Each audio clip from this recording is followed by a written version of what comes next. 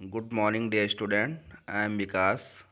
Dear student, आपकी हिंदी की पाठ्यपुस्तक हिंदी अनगोज में चैप्टर 2 के रूप में वर्णित फटा हुआ बूट, जो कि एक कहानी है, को लेकर के उपस्थित हुआ हूँ। जी हाँ, यह कहानी वैसे तो विदेशी कहानी है, जिसका ट्रांसलेट मिस्टर सुखवीर ने किया है हिंदी में। तो जो कि आपके चैप्टर 2 के रूप में आपकी पाठ्यपुस्तक में दिया हुआ है, तो इसी के बारे में हम लोग चर्चा करने आए हैं, उसको पढ़ने आए हैं। तो चलिए बिना देर किए हुए शुरू करते हैं। जी देख सकते हैं, फटा हुआ बोट एक कहानी। और कहानी सुनना किसको नहीं अच्छा लगता? कहानी सुनना सबको अच्छा लगता है। तो आज का टॉपिक जो है बड़ा ही इंटरेस्टिंग है, और आपको कहानी भी सुनने को मिलेगा, और साथ साथ आपका जो सिलेबस है, पार्ट है, वो भी आपका कंप्लीट होगा। तो है ना अच्छी बात? तो चलिए बिना देर किए शुरू करते हैं। लेकिन शुरू करने से पहले एक बात हम ये कहना चाहेंगे कि इस कहानी को आपको ध्यान से सुनना है, और उसके बाद हम पूछेंगे आपसे सवाल, और सवाल का जवाब आपको कमेंट बॉक्स में देना है, और ध्यान से सुनना है इसके लिए ये पूरी कहानी। तो चलिए बिना देर किए शुरू करते हैं कहानी को। जी हाँ, देख पा रहे हैं अपने स्क्रीन पर फटा हुआ बूट। बूट मीन्स होता है दोस्तों जूता। आप सभी लोग जूता पहनते हैं, स्कूल भी जाते जूता पहन के जाते हैं। तो इसमें एक एलिया होते हैं, इसका मैं पहले इंट्रोडक्शन करा देता हूँ, पाठ परिचय करा देता हूँ। एलिया अपने घिसे पीटे पुराने जूतों से परेशान था। एक एलिया नाम का व्यक्ति था, जो फटे पुराने घिसे पीटे, उसका जूता पुराना हो गया, उससे परेशान था। नए जूते खरीद ना पाने के कारण वह लालचवश किसी के जूते चुरा लेता है, लेकिन उसकी यह चोरी उसकी आत्मा को मंजूर ना थी।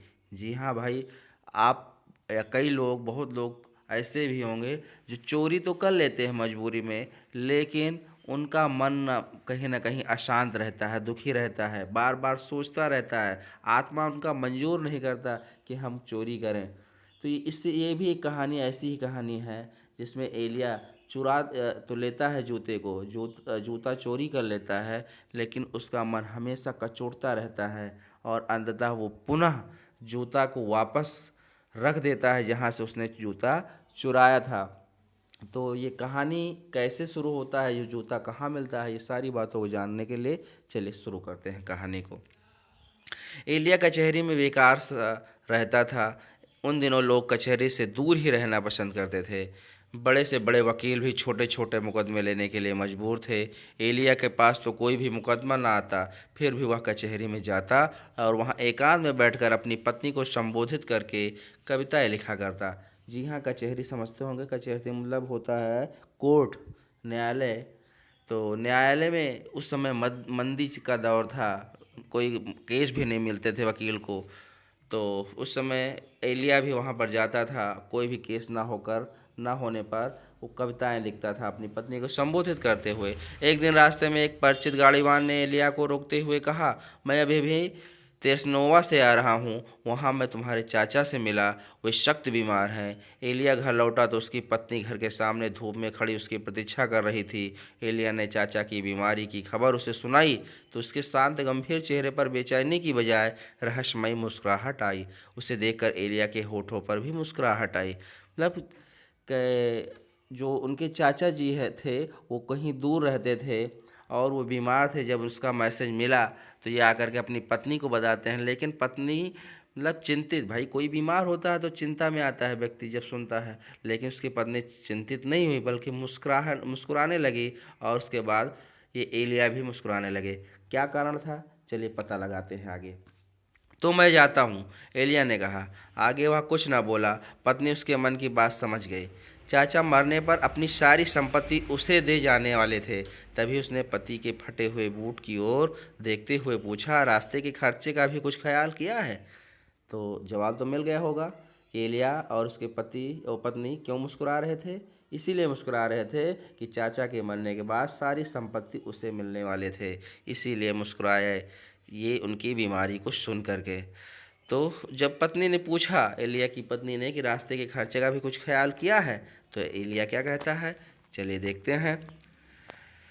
इसकी चिंता ना करो, मेरे पास थोड़े से पैसे हैं। एलिया अपने चाचा के शहर के लिए रवाना हो गया। रास्ते में तेजी से चलता हुआ अपने फटे बूट के बारे में सोच रहा था कि वह उसे किसी न किसी तरह चाचा के घर तक पहुंचा दे तो बहुत अच्छा हो। कौन? यानी जूता। रात हुई तो ठंड बढ़ने लगी। मतलब जहाँ उनके चाचा रहते थे वो शहर थोड़ा दूर था। तो इसी वजह से पूरी यात्रा दिन भर किए तो रात हुई तो ठंड बढ़ने लगी। एलिया को लगा कि उसके पांव ठंड को जैसे छूने लगे हों। उसने अपने खस्ता बूट की तरफ देखा। खस्ता मतलब जर्जर बूट, फटा हुआ बूट, जूते की तरफ देखा जो अब मरम्मत यानी मरम्मत रिपेयरिंग करने के लायक भी नहीं रह गया था। उसे पहनकर चलने में बड़ी तकलीफ़ हो रही थी। फिर वह ख्याल भी तकलीफ़ दे रहा था कि ऐसा बूट पहनकर चाचा के घर में जाना बेइज्जती वाली बात होगी, लेकिन कोई चारा नहीं था। तब वह बूट की ओर से ध्यान हटाकर चाचा की संपत्ति पाने और भविष्य की सुखी जीवन बिताने के बारे में सोचने लगा। एक गांव आने पर वह रात बिताने के लिए एक धर्मशाला में ठहरा।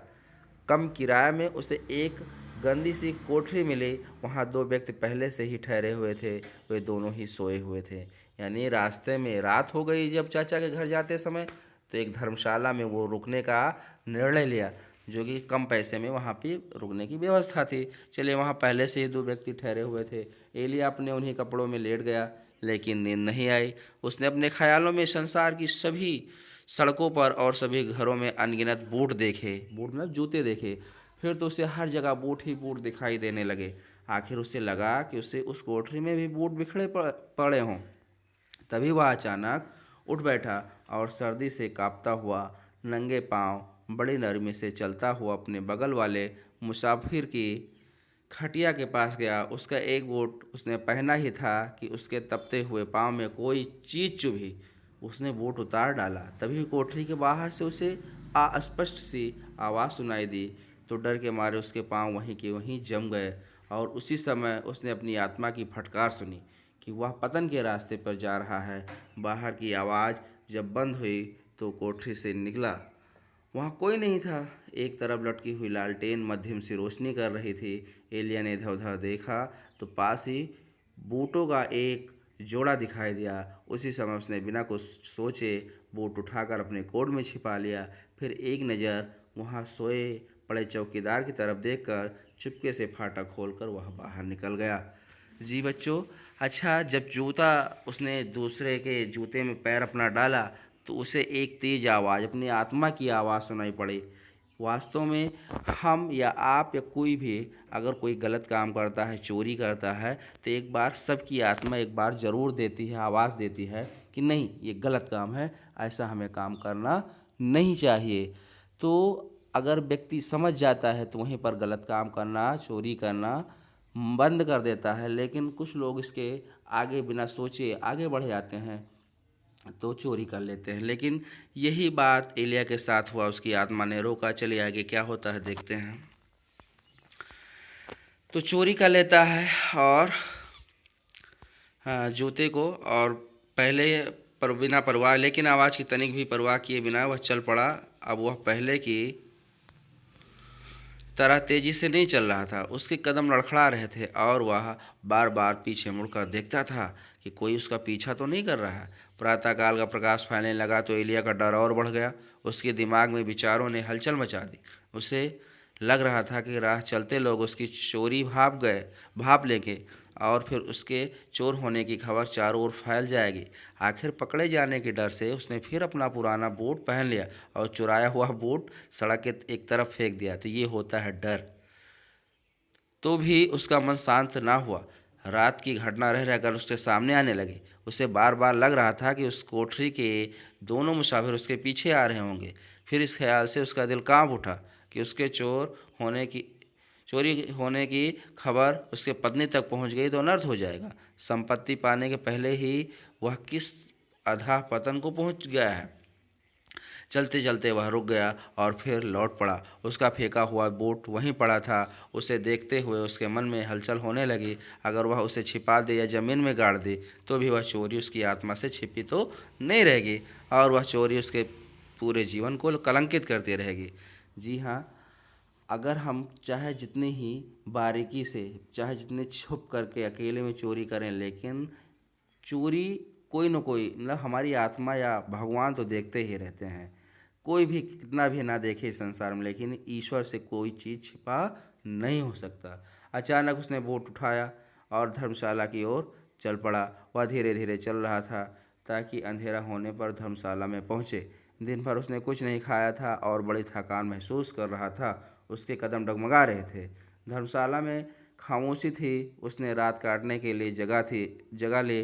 फिर मौका पाकर उसने वह बूट वहीं रख दिया जहाँ से उठाया था और अपनी खटिया पर जाकर लेट गया। लेटते ही वह नींद में डूब गया। सुबह उठने पर उसने बचे खुचे पैसों से डबल रोटी खरीदी और वहाँ से चल दिया। बड़ा सुहावना मौसम था। एलिया अपना फटा हुआ बूट अपने स्वस्थ मन से चला जा रहा था। आखिर जब वह अपने चाचा के घर पहुंचा तो पता चला कि कुछ ही घंटे पहले वे चल बसे। नौकरानी ने उसे बताया, मालिक ने आपका बहुत रास्ता देखा। 3 दिन पहले उन्होंने आपको तार भी भेजा था। तार मतलब पहले एक संदेश भेजने का एक माध्यम हुआ करता था, तार भेजना। तो तार भेजा था। वे कहा करते थे कि आप अकेले ही उनके वारिस हैं, लेकिन आपने उन्हें भुला दिया। वे आपसे बहुत नाराज़ थे। जब आज सुबह भी आप नहीं आए तो उन्होंने आपकी सारी दौलत मछेरों के अनाथ बच्चों को दे दी।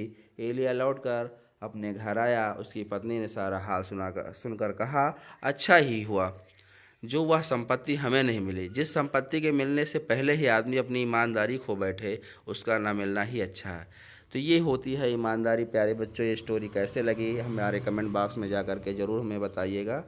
तो ईमानदारी एक ऐसी चीज़ है जो सर्वोपर है, सबसे ऊपर है। हमें किसी भी हालत में अपनी ईमानदारी को नहीं छोड़ना चाहिए। उसकी पत्नी जो कि इतनी खुश थी कि हमारे चाचा की पूरी संपत्ति मुझे मिल जाएगी, वो भी आखिरी में यही कहा कि ऐसी संपत्ति किस काम की जिसको मिलने से पहले ही ईमानदारी खोना पड़े।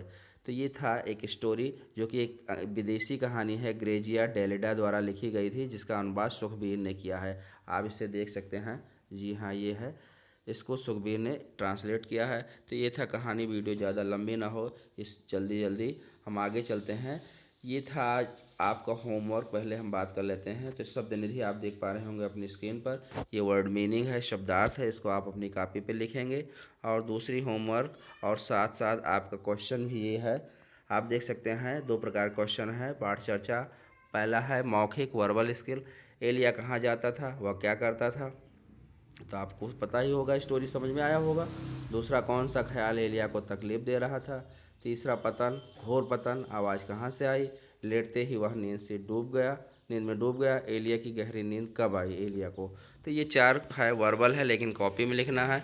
फिर दूसरे टाइप में क्वेश्चन है, ये लिखित का है। निम्नलिखित प्रश्नों को उत्तर लिखिए। तो इसमें 6 क्वेश्चन है। 6 क्वेश्चन में कोई 4 आपको लिखना है, यानी ऊपर के 4 का 4 और नीचे 6 में से 4 का आंसर आपको अपनी कॉपी पर लिखना है। और कॉपी पर लिखने के बाद इसको फटाफट सेंड करना है, मैं चेक कर दूंगा। और तो ये था होमवर्क आपका और ये था एक्सप्लेन। तो स्टोरी आपको कैसा लगा ये ज़रूर लिख कर भेजिएगा। और नेक्स्ट वीडियो में हम मिलते हैं एक नए टॉपिक के साथ।